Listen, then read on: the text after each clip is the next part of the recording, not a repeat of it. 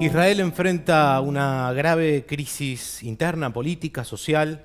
La coalición gobernante de extrema derecha está impulsando proyectos de ley que, según sus detractores, no solo debilitarían el sistema judicial, sino que le darían casi el poder absoluto al Ejecutivo. Las críticas, que incluyen protestas muy importantes en las calles de Israel, las críticas a esta iniciativa impulsada por Netanyahu y sus aliados, incluso cosechan críticas justamente por derecha, por izquierda, la rebeldía en el ejército de los reservistas. Hay quienes hablan de un golpe de Estado en ciernes, el camino hacia una dictadura, o incluso la posibilidad, plantean algunos, de una situación que puede llegar a una guerra civil. Veremos ahora con un especialista, alguien que nos puede dar una mirada, explicarnos un poco de qué trata esta cuestión. Él es Pablo Grodnev. Él es secretario general del Llamamiento Argentino Judío. Gracias por acompañarnos, Pablo. No, gracias por la invitación. Muchas gracias. Por favor. Pablo, ¿es exagerado el panorama que acabo de plantear? No es exagerado y es realmente para todas las comunidades judías del mundo muy preocupante, ¿no? Porque nosotros todos fuimos creciendo con la imagen de un Estado, si bien críticamente, pero con la imagen de un Estado democrático, o con la idea de un Estado democrático, pluralista, y en lo que siempre estábamos pensando es en cómo se podía llegar a una convivencia plena con los palestinos, con esta cuestión de la idea de dos pueblos, dos estados para dos pueblos. Y ahora nos encontramos con otra dinámica, con una dinámica que además de la cuestión de la ocupación, hay una ocupación interna en Israel, ¿no? Hay una cuestión que más, no fronteras afuera, sino fronteras adentro, claro, de Israel. Lo cual es muy preocupante, ¿no? Es incluso una situación inédita, porque si bien hubo un corrimiento a la derecha del electorado, me parece que ahora se llegó a un gobierno que está casi rozando el fascismo, bien, lo cual es una contradicción muy grande en un Estado o en un Estado que alberga a una parte importante del pueblo judío. Bien. A ver, ¿cuáles son los puntos centrales, ¿sí?, de esta reforma judicial? Bueno, vos lo dijiste, sí, lo empezabas a contar. Acá, ¿qué es lo que quieren hacer? Primero hay que contar cómo se armó esta coalición, ¿no? Hay una inestabilidad política muy grande desde el año 2019. Hubo 4 elecciones, 4 gobiernos, 4 coaliciones, es un sistema parlamentario. Hubo 4 coaliciones que fracasaron. En realidad, la elección que se hizo en noviembre del 22 se tendría que haber hecho en el año 2025. Fueron fracasando y a la vez el electorado se fue corriendo más hacia la derecha. Y la cuestión es que este gobierno que ahora encabeza Netanyahu es un gobierno de 6 partidos, de los cuales uno es el partido del Likud, el partido de Netanyahu, y los otros 5 son partidos religiosos o de extrema derecha. Entonces nos encontramos ante un problema. ¿Y qué es lo que quieren hacer ellos? O sea, ellos quieren de alguna manera terminar con el compromiso democrático de la creación del Estado pluralista, de respeto a las minorías, e imponer desde el Congreso, desde la Estadrut, desde el Congreso, desde la Knesset, imponer un comité de elección de la Corte Suprema en la que tenga mayoría el Parlamento. Claro. Y que ellos puedan decidir cómo se constituye la Corte Suprema. Lo que hay que explicar y lo que hay que contar, porque acá hay una cuestión, cuando uno enseguida hace la comparación entre la Corte Suprema argentina y la Corte Suprema israelí. En Israel, la Corte Suprema es garantía de sostener y de mantener los derechos de las minorías. Claro. A diferencia de lo que, bueno, en mi opinión, vivimos nosotros acá. Claro. Es muy importante, a tal punto que la Corte Suprema israelí ha recibido demandas de los palestinos y ha hecho lugar a demandas de los palestinos por cuestiones de falta de respeto de la propiedad privada o de invasión a sus territorios cuando no correspondía, y la Corte Suprema israelí ha hecho lugar. O sea, claro, y la cuestión de fondo acá, o el disparador, o lo que se critica en las calles de Israel sobre todo, es que la intención es maniatar al Poder Judicial, sí, con el nombramiento de jueces de los tribunales, e incluso con la posibilidad de revocar o de ignorar fallos con decisión en el Parlamento, ¿no? Sí. para blindar a Netanyahu y aliados que están plagados de, digamos, están llenos de causas de corrupción que muchas están avanzadas. Sí, pero digamos, por Sí. un lado están las causas de corrupción que tiene Netanyahu, Sí. ¿no? Por un lado eso. Pero por otro lado también está aquellos que quieren legalizar los asentamientos ilegales.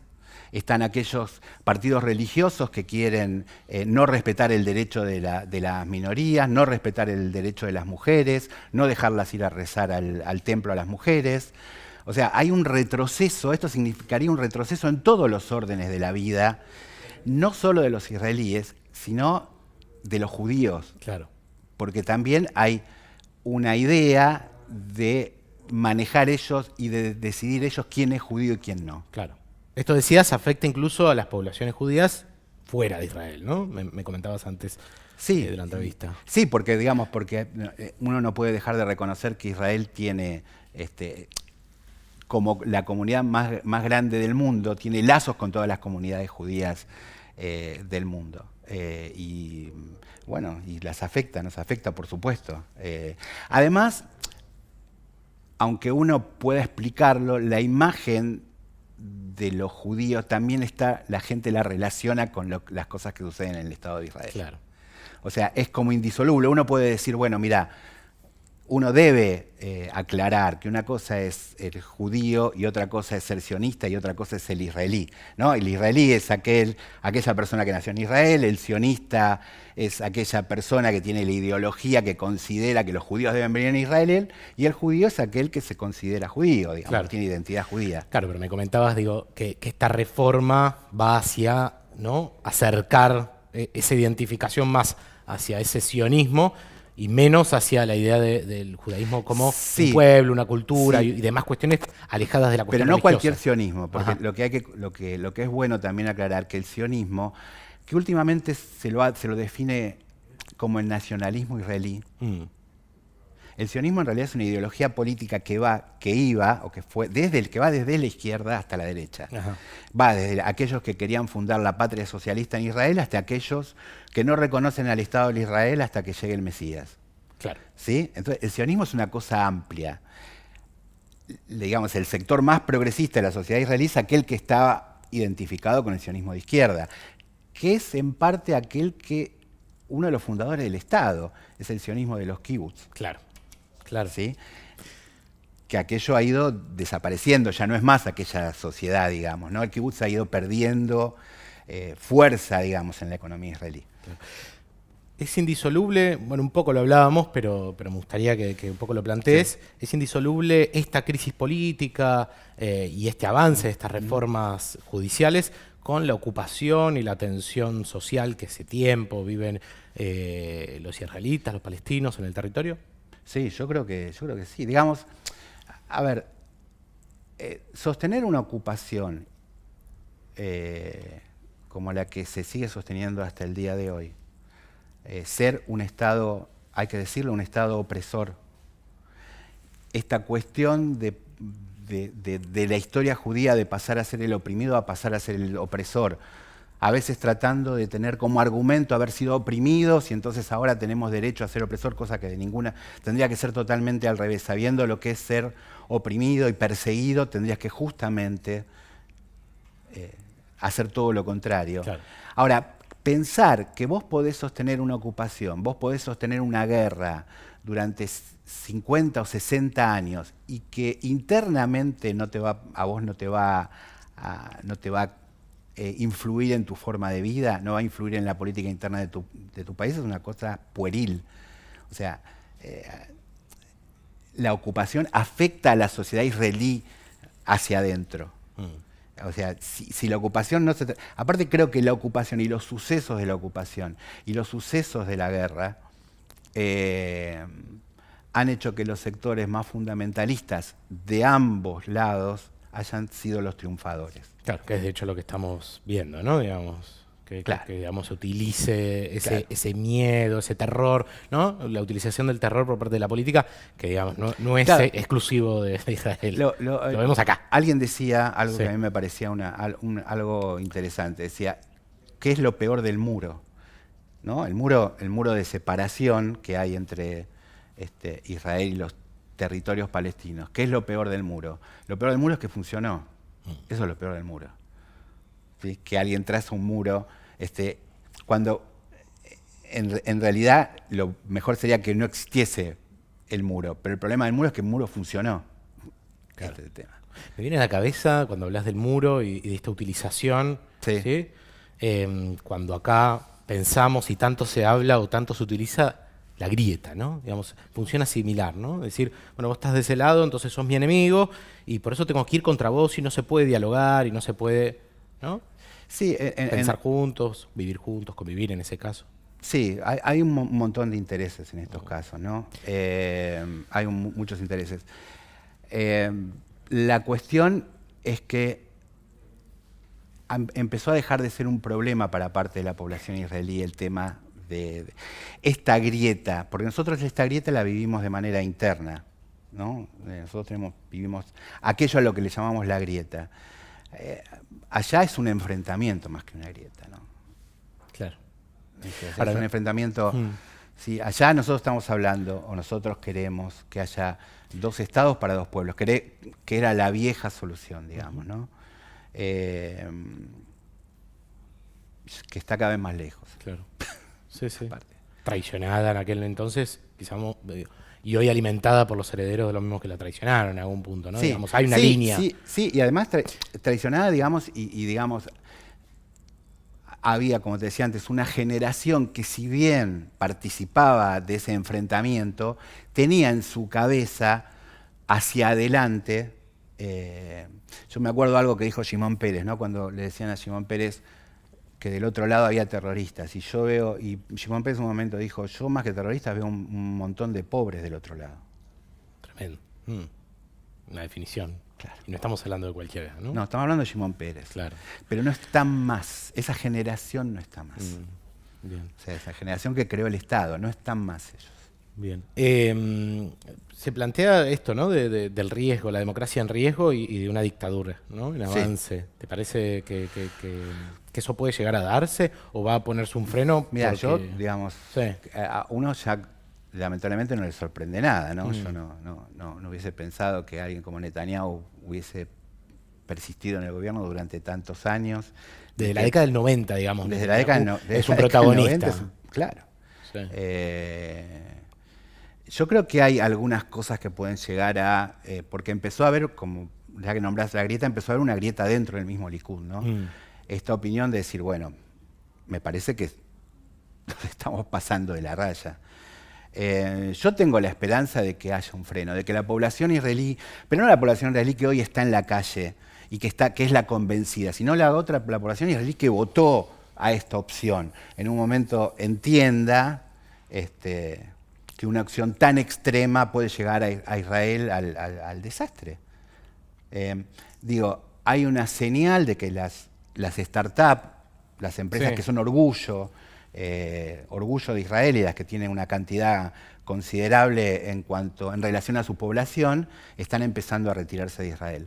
Yo creo que puede haber un freno en ese sentido, ¿no? Hay generales del ejército que están advirtiendo sobre los peligros de este giro hacia la derecha. Hay reservistas, hay gente del Mossad incluso.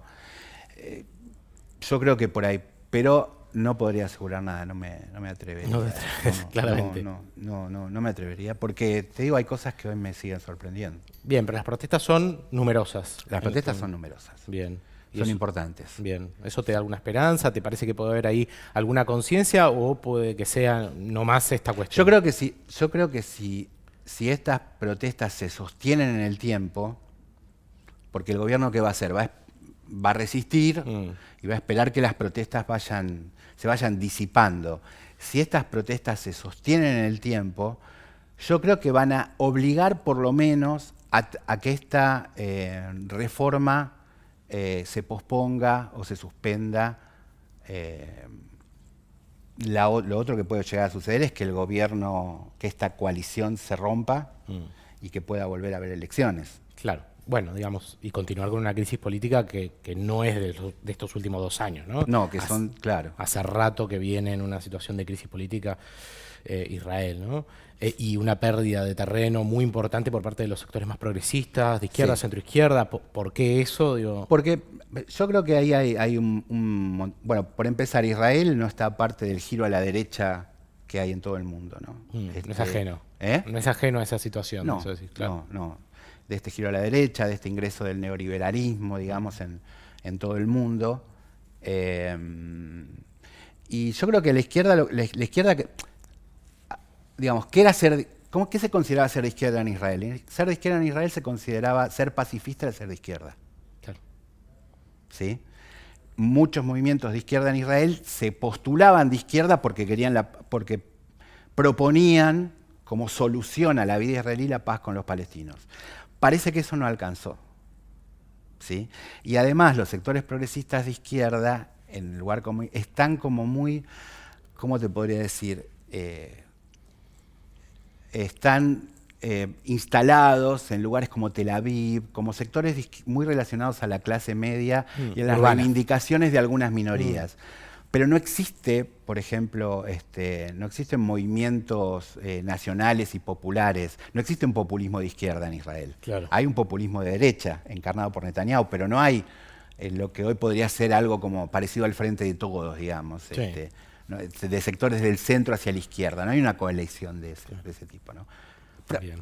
Se intentó armar una coalición del centro a la izquierda en el gobierno anterior, donde Meretz tenía el partido de izquierda, tenía 2 ministerios, pero no funcionó, fracaso. ¿Y qué lugar ocupan o podrían ocupar en pensar un nuevo Israel, digamos, o en un Israel más progresista, menos belicoso, menos hacia esa derecha? ¿Qué lugar ocupan las comunidades judías en el exterior? Argentina, Buenos Aires es, digamos, una gran bueno, un comunidad. poco nosotros, digamos, el Llamamiento Argentino Judío es una organización que intenta representar a sectores progresistas de la comunidad judía argentina. Que la comunidad, digamos, los sectores progresistas tienen una historia en la Argentina poco conocida, a veces no. Yo siempre cuento que vos sabés que los sindicatos antes del peronismo eran anarquistas. El diario anarquista, La Protesta, que es un diario que sale desde 1895 hasta ahora, tenía una página en yiddish. Sí, sí. Tenía una página en yiddish. Digo, remarco esto para contar la importancia que tuvo en los judíos, digamos, en la constitución del movimiento nacional y popular, los movimientos progresistas. Bueno, y nosotros, digamos, la comunidad, lo que sería la comunidad judía oficial, las organizaciones centrales como la DAIA, la AMIA, no se han expresado. Pero la cuestión no era necesario expresarse, sino por lo menos abrir el debate. Claro. Abrir el debate. Ha sucedido en otros países. Nosotros estamos en una red latinoamericana que firmó un documento y va a presentar un documento. Hay mucha presión de la comunidad judía americana que, bueno, hasta hace poco tiempo la comunidad judía americana era la comunidad judía más grande del mundo. Había más judíos en Estados Unidos que en Israel. Ahora ya eso cambió. La comunidad judía americana, la comunidad judía francesa, digamos, como que hay una discusión y que hay como un pedido de que esta reforma judicial se suspenda y de sostener el Israel democrático, ¿no? Bien. Hay una preocupación en todo el mundo. Bien, bueno, la crisis política en Israel y sus posibles consecuencias también en la comunidad judía en Argentina, que es muy grande. De todo esto nos estuvimos charlando con Pablo Gorodnev, del secretario general del Llamamiento Argentino Judío. Si te interesó, te gusta y querés comentar este video, podés hacerlo aquí abajo, podés poner me gusta, podés ir y suscribirte para también recibir materiales como este. Y bueno, le agradecemos a Pablo que nos acompaña. Gracias a ustedes por la invitación, por poder contarle a la gente, a charlar de estos temas, porque bueno, a veces es muy difícil tener un espacio, porque el judaísmo progresista muchas veces está invisibilizado, y ojalá que... Hay una canción de Charlie que dice, ¿será como yo lo imagino o será un mundo feliz? Bueno, ojalá que sea un mundo feliz, digamos, y que en Israel los compañeros y amigos y a todos aquellos a los que queremos puedan tener una democracia pluralista en el futuro. Bien, aquí tienen un lugar para por lo menos debatir y verter sus opiniones. Muchas gracias, Pablo. Gracias a vos.